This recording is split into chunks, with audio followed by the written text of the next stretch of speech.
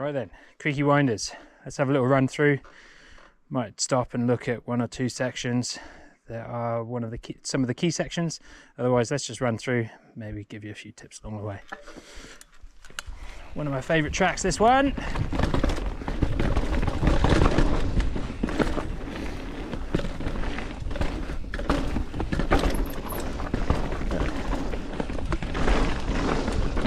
Break there. Push there. It's a little bit awkwardly bumpy, this track.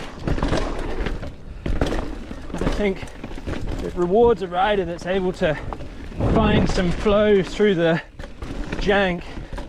One thing you can try do, don't miss that S-bend, that's for sure, to help with that flow, just keep those eyes active. Keep scanning.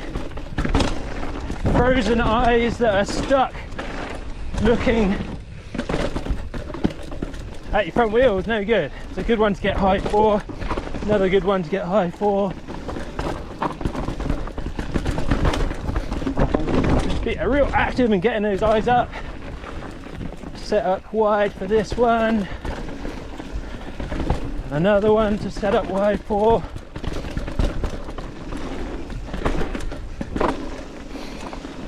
I think this is the first section we'll look at. Alright, we're here at the first sort of key section, or section that kind of requires a little bit of decision making.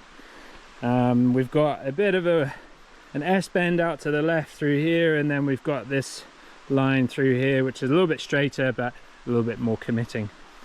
I think the first thing you've got to think about when you're doing this is just being able to make a decision nice and early. And something to help with decision making is to be able to just pick out a point of reference on the trail so that you know where you are, basically. For me, for this section, it's kind of up there. There's a little two root balls that you can kind of double between, but there's also this upturned tree which is kind of good reference to have. And what it's all about is just being able to recognize where you are and make a decision on whether you're going to go that way or you're going to go that way.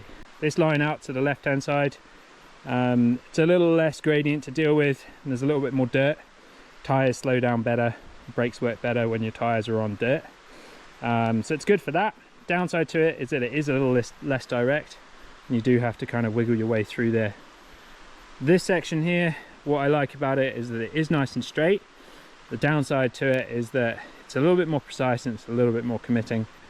There's also another little crest, another little sort of platform down there that riders need to have good speed control entering into, and how much you put on your plate down there is directly influenced by what you do up here. So making sure you keep this as neat and tidy as you can give you a better chance of success down there. Right then, the line that I know best is the one on the right hand side, the straighter one, so I'm just going to run through there. Nice and slow, spot your line, and we're in.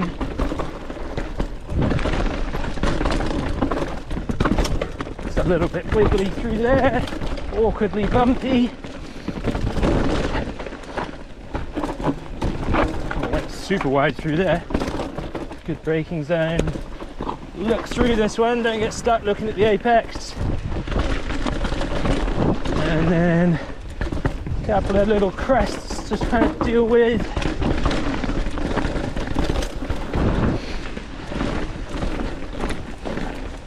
Arguably some of the weirdest part of this track is right at the end here. And we're through.